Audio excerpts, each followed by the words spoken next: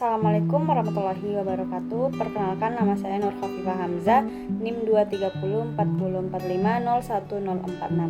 Di sini saya akan mengidentifikasi hal-hal yang berkaitan dengan fenomena sosioantropologi yang terjadi di sekolah, yakni sosialisasi dan penyesuaian diri.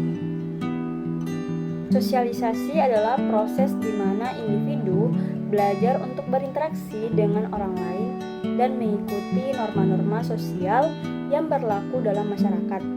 Ini merupakan tahap penting dalam perkembangan manusia, terutama pada masa kanak-kanak dan remaja, tetapi juga terjadi sepanjang kehidupan. Selama proses sosialisasi, seseorang memperoleh pengetahuan, keterampilan, dan sikap yang memungkinkan mereka berfungsi dalam masyarakat. Berikut adalah contoh konkret tentang sosialisasi dan penyesuaian diri yang ada di sekolah dan di kampus. Yang pertama, sosialisasi di sekolah menengah. Ketika seorang siswa memasuki sekolah menengah, mereka dihadapkan dengan lingkungan yang lebih kompleks dan beragam.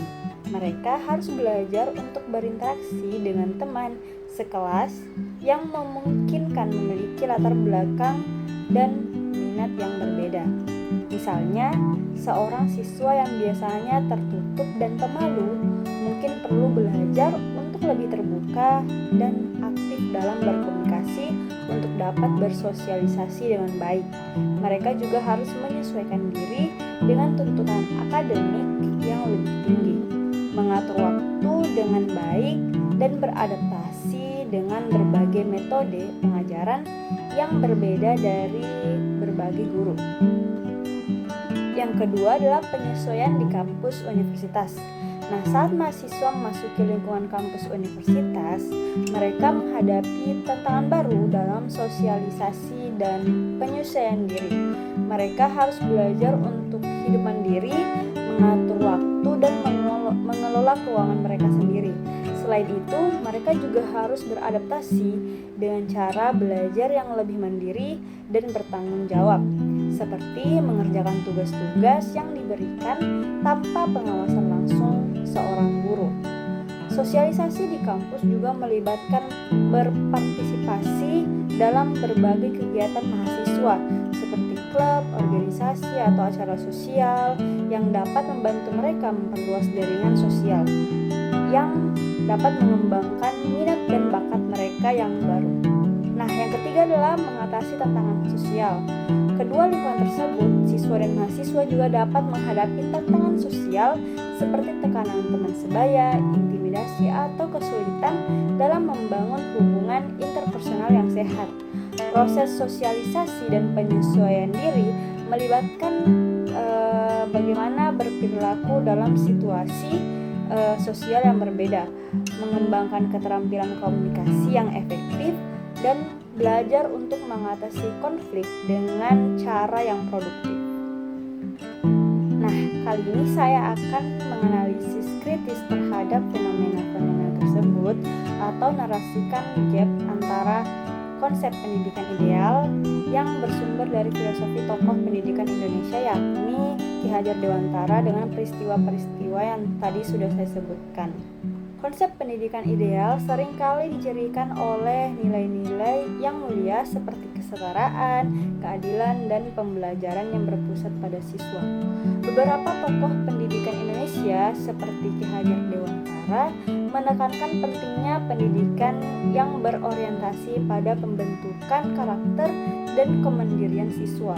Namun, ketika melihat peristiwa-peristiwa sosioantropologi pendidikan di sekolah atau di kampus, seringkali terlihat adanya kesenjangan antara konsep ideal dan realitas di lapangan.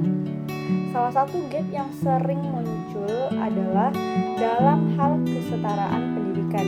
Meskipun pendidikan di Indonesia dijamin oleh konstitusi untuk setiap warga negara, Namun masih ada disparitas yang signifikan antara sekolah atau kampus di perkotaan dan pedesaan.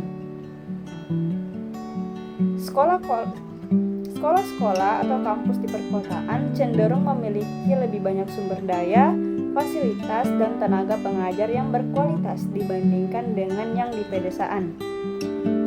Hal ini menyebabkan siswa di pedesaan seringkali tidak mendapatkan kesempatan pendidikan yang sama dengan rekan-rekan mereka di perkotaan, sehingga menghasilkan ketimpangan atau gap dalam kesetaraan pendidikan. Selain itu, terdapat pula ketimpangan dalam hal aksesibilitas pendidikan bagi anak-anak dari latar belakang ekonomi yang kurang. Meskipun ada program beasiswa dan bantuan keuangan lainnya, namun masih banyak anak-anak yang terhalang oleh biaya pendidikan, biaya hidup, atau kebutuhan untuk membantu ekonomi keluarga. Hal ini menghasilkan ketidaksetaraan dalam kesempatan pendidikan antara anak-anak dari keluarga berkecukupan dan yang kurang mampu.